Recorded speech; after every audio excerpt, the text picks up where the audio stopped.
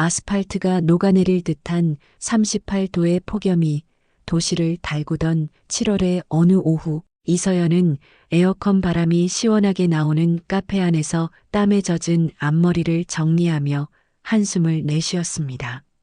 대학교 2학년 지방에서 올라온 21살 서연에게 서울 생활은 여전히 버겁기만 했죠. 학비와 생활비를 벌기 위해 주말엔 편의점, 평일엔 이 프랜차이즈 카페에서 아르바이트를 하는 나날이 계속되고 있었습니다. 오후 3시 손님이 뜸한 시간이었습니다. 서연은 잠시 쉬며 창밖을 바라보았어요. 그때였습니다. 허름한 차림의 노인 한 분이 비틀거리며 카페 문을 열고 들어오셨죠. 70대 후반으로 보이는 그 노인은 땀에 흠뻑 젖은 낡은 모자를 쓰고 있었고 옷은 더럽고 구겨져 있었습니다. 카페 안의 시선이 일제히 그 노인에게 쏠렸습니다. 몇몇 손님들은 인상을 찌푸리며 자리를 피했고 동료 아르바이트생 지수는 눈을 크게 뜨고 서연을 쳐다보았어요. 노인은 아무 말 없이 구석자리에 앉았습니다. 그저 더위를 피하러 온 것처럼 보였죠. 하지만 가영 매니저가 재빨리 다가와 서연의 팔을 잡았습니다. 저 사람 좀 봐. 노숙자 같은데. 다른 손님들이 불편해할 거야. 나가달라고 해. 서연은 노인을 바라보았습니다. 지친 눈빛, 땀에 젖은 얼굴, 그리고 무엇보다 그 절박한 표정이 마음에 와닿았습니다. 폭염 속에서 그저 잠시 쉬어가려는 한 인간의 모습이었죠. 매니저님, 저분 그냥 더위 피하러 오신 것 같아요. 조금만 있다 가실 거예요. 가영은 단호하게 고개를 저었습니다. 안 돼. 우리 카페 이미지가 중요해. 내가 말해. 아니면 내가 직접 가서 말할게. 서연은 잠시 고민했습니다. 그리고는 결심한 듯 아이스 아메리카노 한 잔과 물 한 컵을 준비했어요. 가영이 무슨 짓을 하느냐는 표정으로 바라보는 가운데 서연은 조용히 노인의 테이블로 향했습니다. 어르신, 시원한 물 한 잔과 아이스 아메리카노 드세요. 많이 더우셨죠? 노인은 놀란 눈으로 서연을 올려다보았습니다. 그 눈빛 속에는 오랜 세월의 지혜와 깊은 감사함이 담겨 있었습니다. 그는 떨리는 손으로 물을 받아 한 모금 마셨습니다. 고맙구나. 그 한마디에 서연은 따뜻한 무언가가 가슴을 채우는 것을 느꼈습니다. 하지만 그 따뜻함은 오래가지 못했어요. 가영 매니저가 급히 다가와 서연의 팔을 잡아 끌었으니까요. 너 지금 뭐 하는 거야? 누가 허락했어? 서연은 당황했지만 조용히 대답했습니다. 제가 사비로 드린 거예요. 어르신이 많이 지쳐 보이셔서. 가영의 눈이 차갑게 빛났습니다. 사무실로 따라와. 사무실 문이 닫히자마자 가영의 목소리가 날카롭게 울렸습니다. 이서연, 넌 우리 카페의 규정을 모르는 거야? 무단으로 음료를 제공하는 건 절도와 같아. 게다가 저런 사람들이 들어오면 다른 손님들이 얼마나 불편해하는지 알아? 서연은 입술을 깨물었습니다. 자신이 잘못했다고 생각하지 않았지만 이 일자리가 필요했기에 최대한 공손하게 대답했어요. 죄송합니다. 하지만 밖은 너무 덥고 어르신이 탈진하실 것 같아서. 그건 내가 신경 쓸 일이 아니야. 가영은 컴퓨터 화면을 돌려 CCTV 영상을 보여주었습니다. 서연이 노인에게 음료를 건네는 장면이었죠. 이런 행동은 브랜드 이미지에 치명적이야. 본사에서도 이런 일은 용납하지 않아. 서연은 가슴이 조여오는 느낌이었습니다. 무언가 잘못됐다는 예감이 들었죠. 오늘부로 너와의 계약은 종료됐어. 네, 그냥 해고인가요? 가영은 차갑게 고개를 끄덕였습니다. 내가 한 행동은 회사 규정 위반이야. 다른 직원들에게도 본보기가 필요해. 서연은 말문이 막혔습니다. 이런 결과를 예상하지 못했어요. 그저 더위에 지친 노인에게 작은 친절을 베푼 것뿐인데 그것이 직장을 잃을 만한 일인가요? 짐 정리하고 나가. 유니폼은 반납하고. 가영의 말에 서연은 기계적으로 고개를 끄덕였습니다. 마치 꿈속에서 움직이는 것처럼 그녀는 사물함으로 가서 개인 물건을 가방에 넣었습니다. 유니폼을 갈아입고 이름표를 반납하는 동안 머릿속은 텅 비어 있었어요. 그날 밤 전화가 울렸습니다. 밤 11시. 모르는 번호였어요. 스팸 전화일까 싶었지만 서연은 습관적으로 전화를 받았습니다. 여보세요? 혹시 이서연 씨 맞으신가요? 낯선 남자 목소리였습니다. 중년의 교양 있는 말투였죠. 네, 맞습니다만. 누구시죠?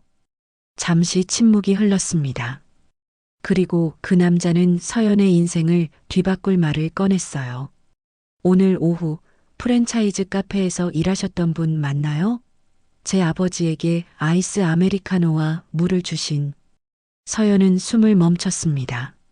심장이 빠르게 뛰기 시작했죠. 네.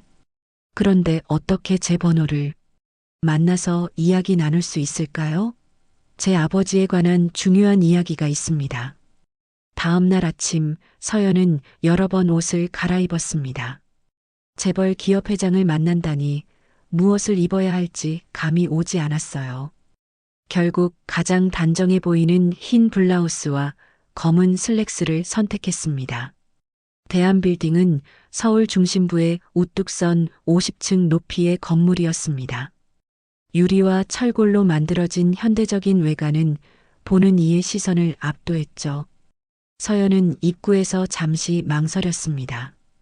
이곳은 그녀의 세계가 아니었으니까요. 이서연 씨 맞으신가요? 정장을 입은 여성 비서가 다가왔습니다. 서연이 고개를 끄덕이자 그녀는 공손하게 안내했어요. 장승호 회장님께서 기다리고 계십니다. 이쪽으로 오세요. 라운지는 탁 트인 창문으로 서울 전경이 내려다 보이는 고급스러운 공간이었습니다. 한쪽에는 중년 남성이 앉아 있었어요. 이서연 씨 와주셔서 감사합니다. 장승호는 자리에서 일어나 서연에게 손을 내밀었습니다. 그의 얼굴은 텔레비전에서 본 것보다 더 날카로웠고 눈빛은 예리했습니다. 45 정도로 보이는 그는 완벽하게 다림질된 정장을 입고 있었어요. 어제 있었던 일 정말 감사드립니다. 장승호는 진지한 표정으로 말했습니다. 아버지께서 최근에 건강이 좋지 않으셔서 가끔 집을 나가시곤 해요. 어제도 간병인의 눈을 피해 외출하셨다가 그 더운 날씨에 많이 지치셨을 텐데 이서연 씨 덕분에 무사히 돌아오실 수 있었습니다. 서연은 어색하게 미소 지었습니다. 별것 아닌 일이었어요. 그저 어르신이 많이 지쳐 보이셔서. 하지만 다른 사람들은 그렇게 하지 않았죠. 장승호의 눈이 서연을 꿰뚫어 보는 듯 했습니다. CCTV 영상을 봤습니다. 다른 직원들과 손님들은 아버지를 불편한 시선으로 바라봤지만 이서연 씨만이 다가가 도움을 주셨더군요.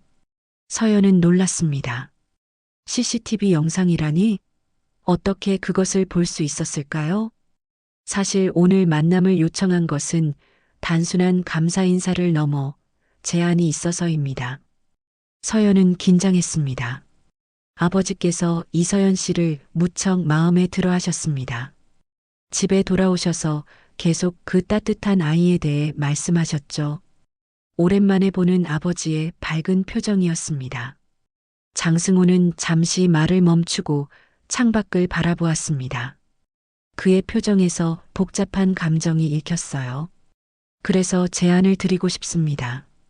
이서연 씨가 우리 아버지의 일상 케어를 도와주시면 어떨까요? 물론 적절한 보상과 함께요. 서연은 놀라서 말을 잇지 못했습니다. 노인 케어? 그녀에게? 왜? 저는 전문적인 간병 훈련을 받은 적이 없습니다. 그리고 대학 수업도 있고 전문적인 의료 케어는 간호사가 담당합니다. 제가 원하는 것은 아버지의 정서적 안정과 일상적인 동행입니다. 수업 시간은 맞춰드릴 수 있고 급여는 현재 아르바이트의 3배를 생각하고 있습니다. 서연의 눈이 커졌습니다. 3배라니.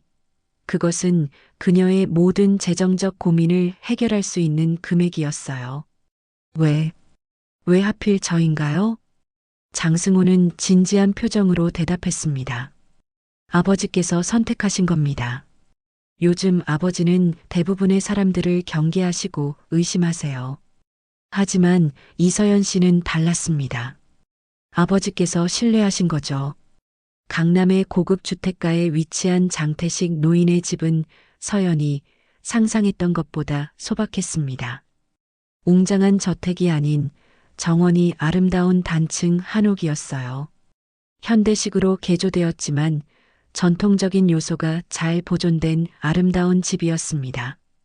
아버지는 항상 소박한 것을 좋아하셨어요. 제가 더 큰 집으로 모시고 싶었지만 여기서 평생을 사셨다며 거부하셨죠. 정원으로 나가자 어제 그 노인이 벤치에 앉아 책을 보고 있었습니다. 어제와는 완전히 다른 모습이었어요. 깔끔한 린넨 셔츠에 베이지색 바지를 입고 머리도 단정하게 빗어 넘겼습니다. 하지만 그 눈빛만은 어제와 같았어요. 깊고 지혜로운 눈빛. 아버지, 어제 말씀하신 그 아가씨를 모셔왔습니다. 장태식 노인은 고개를 들었습니다. 서연을 보자 그의 눈이 밝아졌어요. 아, 그 따뜻한 아이구나. 노인은 벤치에서 일어나 서연에게 다가왔습니다. 어제와 달리 기운차게 걸었지만 여전히 약간의 불안정함은 있었어요. 어제는 정말 고마웠어. 이름이 뭐라고 했지? 이서연입니다, 어르신. 서연은 공손하게 인사했습니다. 서연이라. 좋은 이름이구나. 나는 장태식이야. 나이 많은 늙은이지. 세 사람은 정원 테이블에 앉았습니다. 가정부로 보이는 분이 녹차를 가져다 주었어요. 아버지, 서연 씨에게 우리 제안에 대해 말씀드렸습니다. 장태식은 미소 지었습니다. 아, 그래. 어떻게 생각하니, 서연아? 서연은 정중하게 대답했습니다. 아직 확실히 결정하지 못했습니다. 어르신. 제가 정말 도움이 될 수 있을지 걱정되어서요. 걱정할 것 없어. 장태식은 따뜻하게 말했습니다. 난 그저 가끔 이야기도 나누고 함께 산책도 하고 책도 읽을 사람이 필요할 뿐이야. 요즘 젊은이들의 이야기도 듣고 싶고. 장승호가 설명을 덧붙였습니다. 아버지께서는 최근에 기억력이 약해지셨지만 지적 활동은 계속하고 싶어 하세요. 서연 씨가 함께 책을 읽어드리고 대화 상대가 되어주시면 좋겠습니다. 물론 가끔 외출도 동행해 주시고요. 노인의 눈빛에는 기대와 희망이 담겨 있었어요. 어제 카페에서 본 그 지친 눈빛과는 달랐지만 여전히 그 안에는 외로움이 깃들어 있었습니다. 알겠습니다, 어르신. 한번 해보겠습니다. 장태식의 얼굴에 미소가 번졌습니다. 일주일이 지난 후 서연은 친구 지민과 만났습니다.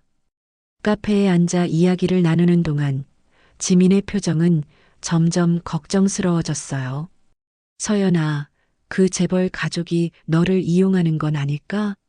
갑자기 나타나서 그런 제안을 하다니 뭔가 이상해. 서연은 차를 한 모금 마시며 대답했습니다. 처음엔 나도 그렇게 생각했어. 하지만 장태식 할아버지는 정말 좋은 분이셔. 그냥 외로우신 것 같아. 그래도 조심해야 해. 그 사람들은 우리랑 다른 세계 사람들이야. 뭔가 숨겨진 의도가 있을 수도 있어. 서연은 지민의 말을 들으며 생각에 잠겼습니다. 정말 그럴까? 장승우와 장태식의 진심이 의심스러워지기 시작했어요. 하지만 지금까지 그들은 약속을 모두 지켰고 서연을 존중해 주었습니다. 괜찮아, 지민아. 나 잘하고 있어. 오히려 많이 배우고 있는 것 같아. 다음 날 서연이 장태식의 집에 도착했을 때 평소와 다른 분위기를 느꼈습니다. 집 안에는 여러 명의 사람들이 모여 있었고 긴장된 공기가 감돌았어요. 무슨 일이 있나요? 서연이 간호사에게 물었습니다. 장 회장님의 형제분들이 오셨어요. 유산 문제로 회의 중이시죠?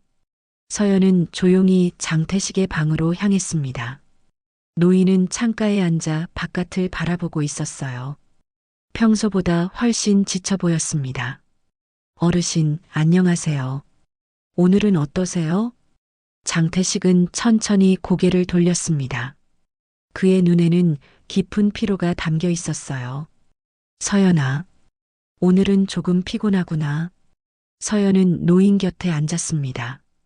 그의 손을 조심스럽게 잡았어요. 무슨 일 있으세요? 가족들이 내 재산을 어떻게 나눌지 싸우고 있어.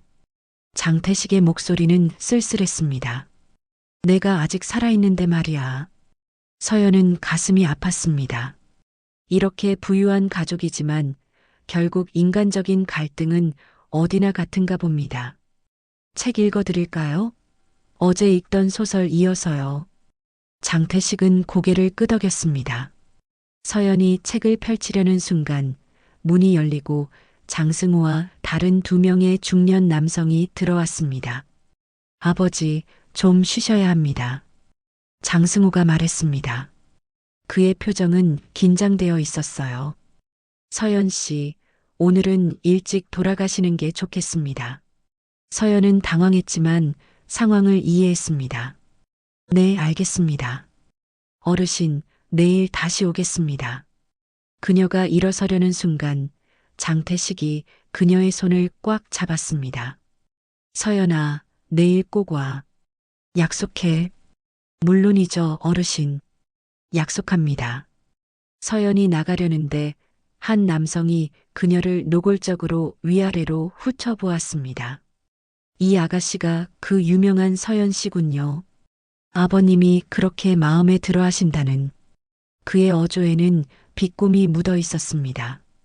서연은 불편함을 느꼈지만 예의 바르게 고개를 숙여 인사했어요. 집을 나서는 서연의 마음은 무거웠습니다.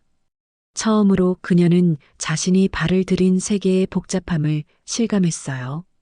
이건 단순한 노인 돌봄이 아니었습니다. 그녀는 어쩌면 거대한 가족 갈등의 한가운데 서 있는 것일지도 모릅니다. 다음 날 아침 서연은 일찍 장태식의 집에 도착했습니다.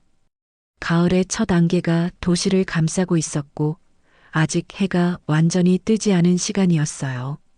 서연의 가슴은 불안으로 두근거렸습니다. 오늘의 계획이 정말 옳은 일일까? 현관문을 열자 가정부가 놀란 표정으로 서연을 맞이했습니다. 이렇게 일찍 오셨네요? 네, 어르신과 약속이 있어서요. 어르신은 일어나셨나요? 네, 벌써 옷까지 갈아입으시고 기다리고 계세요. 오늘 어디 가신다고 들었는데. 서연은 미소 지으며 대답했습니다. 네, 잠깐 바람 쐬러 가려고요. 걱정 마세요. 조심할게요. 장태식의 방으로 가자 노인은 이미 단정하게 차려입고 창가에 서 있었습니다. 검은색 정장에 넥타이까지 매고 있었어요. 마치 중요한 약속이 있는 것처럼요. 어르신, 준비 다 하셨네요. 장태식은 환하게 웃었습니다. 서연아, 왔구나. 응, 다 준비했어. 오늘은 중요한 날이니까. 서연은 노인의 건강이 걱정되었습니다. 어제 병원에 다녀왔는데 이렇게 외출해도 괜찮을까요? 어르신, 정말 괜찮으세요? 건강이. 걱정 마. 오늘만큼은 아무 문제 없어. 내 아내를 만나러 가는 날인데 어떻게 아프겠어? 장태식의 눈에는 결연함이 담겨 있었습니다. 서연은 더 이상 말릴 수 없었어요. 그럼 가시죠. 제가 택시를 불렀어요. 2사람은 조용히 집을 나섰습니다. 다행히 장승호와 다른 아들들은 아직 도착하지 않았고 간호사도 잠시 자리를 비운 상태였어요. 현관 앞에는 택시가 기다리고 있었습니다. 양주 선영으로 가주세요. 장태식이 기사에게 말했습니다. 택시가 출발하자 서연은 긴장을 조금 풀었습니다. 하지만 여전히 마음은 무거웠어요. 장태식의 가족들이 알게 되면 어떻게 될까? 그들은 분명 서연을 비난할 것입니다. 서연아, 내 서재에 갔었니? 갑자기 장태식이 물었습니다. 서연은 고개를 저었습니다. 아니요, 어르신. 아직 기회가 없었어요. 그래, 괜찮아. 오늘 묘소에 다녀온 후에 가자. 중요한 일이니까. 서연은 고개를 끄덕였지만 내심 불안했습니다. 그녀는 점점 더 깊이 이 가족의 문제에 관여하고 있었어요. 하지만 장태식의 신뢰를 저버릴 수는 없었습니다. 묘지로 향하는 길은 완만한 언덕이었습니다. 장태식은 천천히 걸었지만 그의 발걸음은 확고했어요. 그들은 말없이 걸었고 주변은 고요했습니다. 가끔 새소리만이 들렸죠. 마침내 그들은 한 묘소 앞에 도착했습니다. 깔끔하게 관리된 묘비에는 최영이라는 이름이 새겨져 있었어요. 여보 왔어. 장태식이 부드럽게 말했습니다. 서연은 조금 뒤로 물러나 노인에게 사적인 시간을 주었습니다. 장태식은 무릎을 꿇고 묘비를 쓰다듬었어요. 그리고 꽃다발을 내려놓고 조용히 이야기하기 시작했습니다. 서연은 멀리서 그 모습을 지켜보았습니다. 장태식의 어깨가 가늘게 떨리는 것이 보였어요. 그는 울고 있었습니다. 성공한 기업가, 새 아들의 아버지, 재산가. 하지만 이 순간 그는 그저 사랑하는 아내를 그리워하는 한 노인일 뿐이었습니다. 시간이 흘러 장태식이 서연을 불렀습니다. 서연아, 이리 와봐. 서연이 다가가자 장태식은 그녀의 손을 잡았습니다. 영희야, 이 아이가 내가 말했던 서연이야. 내가 요즘 만난 가장 따뜻한 사람이지. 서연은 묘비 앞에 공손히 인사했습니다. 이상하게도 그녀는 이 순간이 매우 자연스럽게 느껴졌어요. 최영희 여사님, 안녕하세요. 저는 이서연입니다. 장 어르신을 돕고 있어요. 장태식은 미소 지었습니다. 영희가 너를 좋아할 거야. 너희 둘은 비슷해. 진심이 느껴지는 사람들이니까. 집에 도착하자 예상대로 큰 소동이 벌어져 있었습니다. 장승우가 현관에서 초조하게 서성이고 있었고 가정부와 간호사들이 불안한 표정으로 서 있었어요.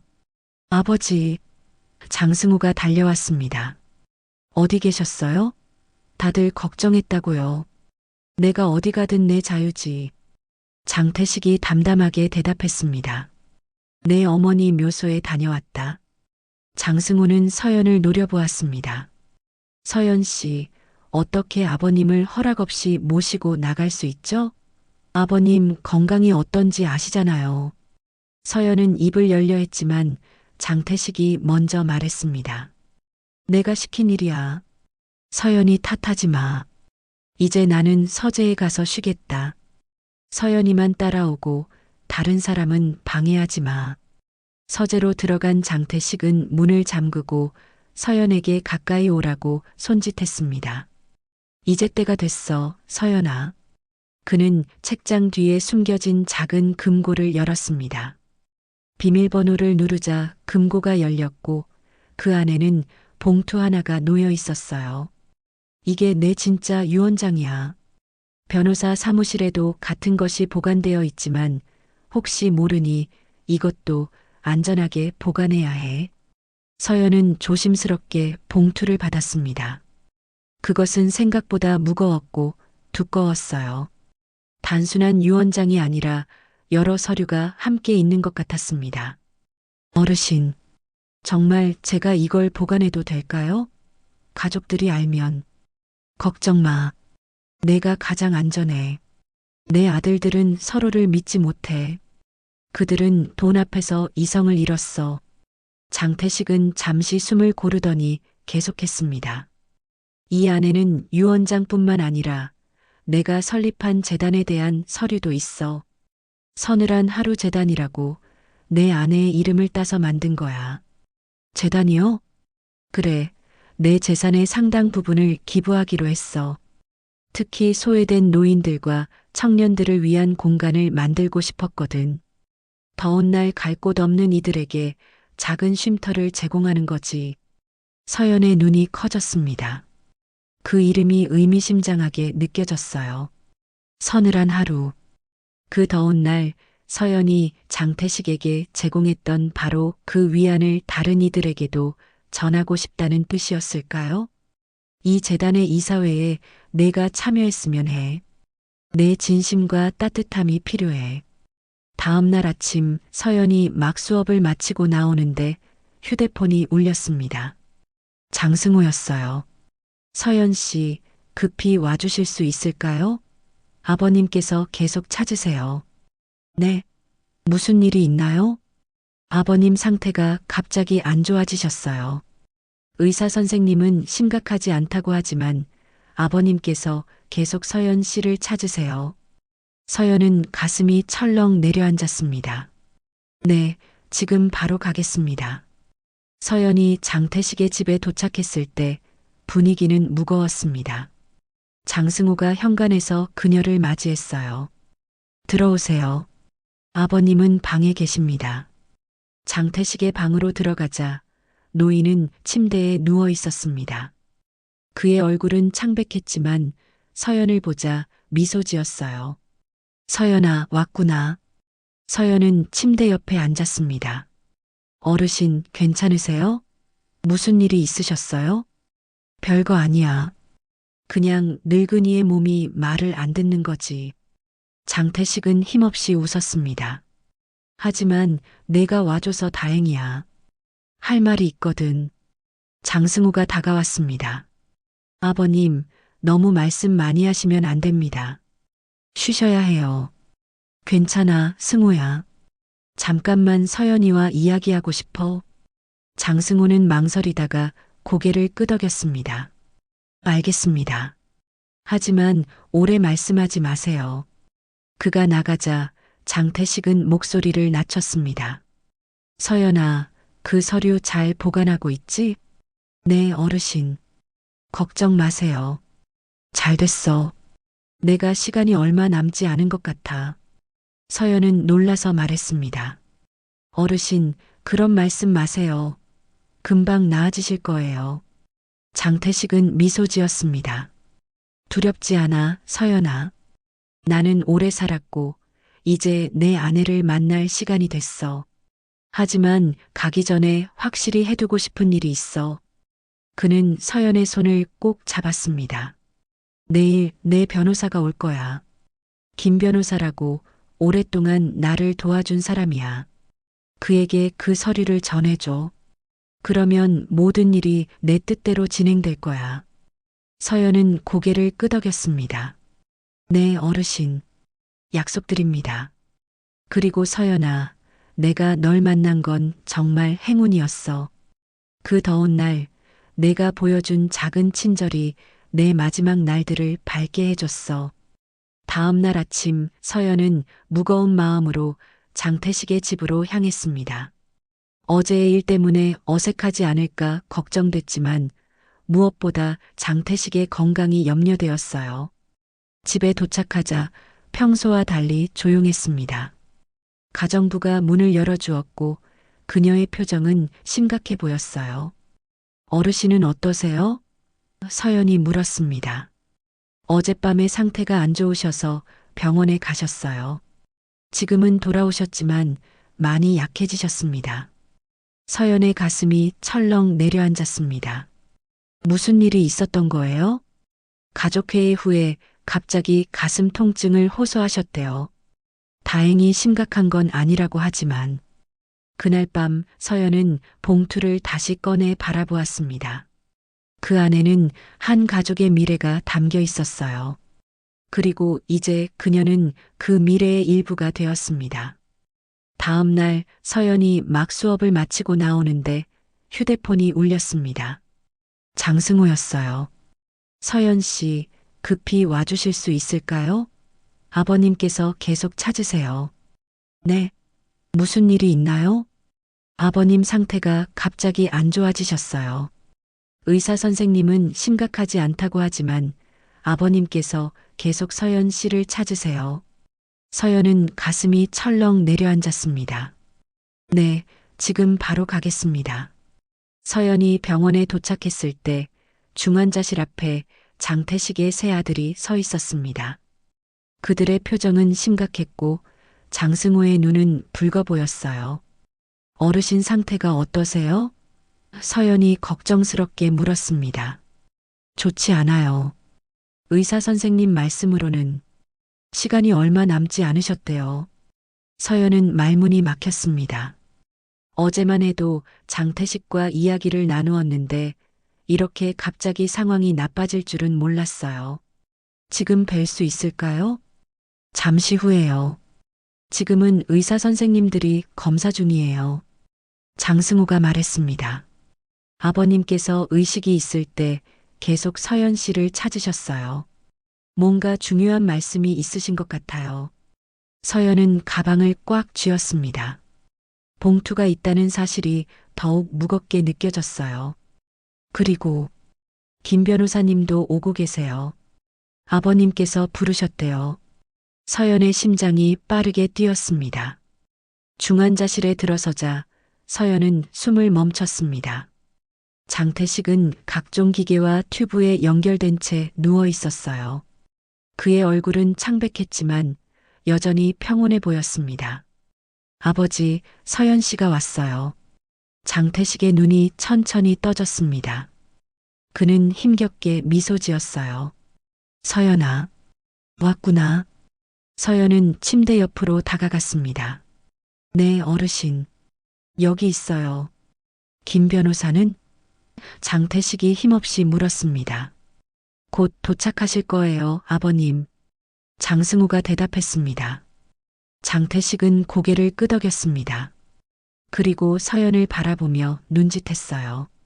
서연은 그 의미를 알았습니다. 봉투에 관한 것이었죠. 어르신, 제가 가지고 왔어요. 서연이 조용히 말했습니다. 장태식의 눈이 안도감으로 빛났습니다. 고맙구나. 그때 문이 열리고 중년의 남성이 들어왔습니다. 단정한 정장 차림이었고 서류 가방을 들고 있었어요. 김 변호사, 장태식이 반갑게 불렀습니다. 잘 왔어. 서연이에게 서류를 받아. 그리고 내 뜻대로 진행해줘.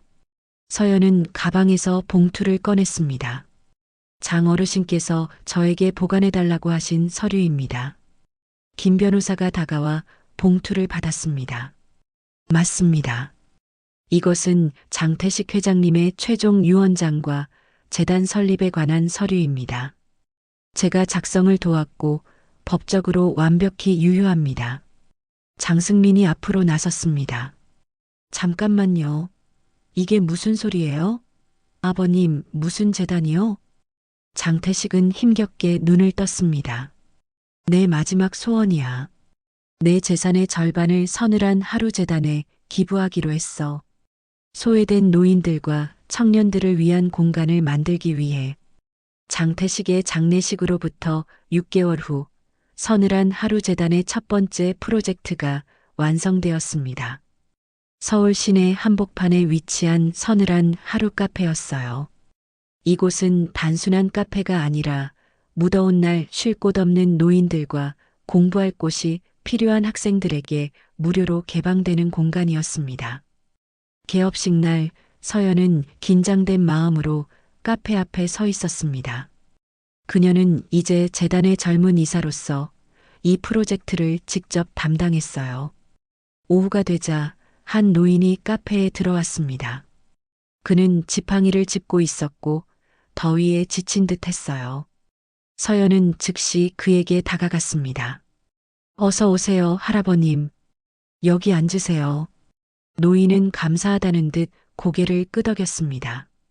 서연은 시원한 물과 함께 아이스 아메리카노를 내왔어요. 이건 서비스입니다. 많이 더우셨죠? 노인은 놀란 듯 서연을 바라보았습니다. 고마워요, 아가씨. 요즘 세상에 이런 친절은 드문데. 서연은 미소 지었습니다. 여기는 서늘한 하루 카페예요. 더운 날 지친 분들에게 작은 쉼터가 되고 싶어요. 서연은 그 순간 장태식이 옆에서 미소 짓고 있는 것 같은 느낌이 들었습니다. 그의 뜻이 이렇게 실현되고 있다는 사실이 가슴 뭉클했어요. 창밖으로는 여전히 뜨거운 태양이 내리쬐고 있었지만 카페 안은 시원했습니다. 그리고 서연의 마음은 따뜻했어요. 그녀는 이제 알고 있었습니다. 진심은 결국 사람을 살리고 세상을 바꾼다는 것을. 한 잔의 아이스 아메리카노가 만들어낸 기적. 그것은 단순한 음료가 아니라 한 사람의 진심이 담긴 작은 친절이었습니다. 그리고 그 작은 친절이 이제는 수많은 사람들에게 서늘한 하루를 선물하고 있었어요. 오늘 사연 어떠셨나요? 구독과 좋아요 눌러주시면 더 좋은 사연으로 찾아오겠습니다.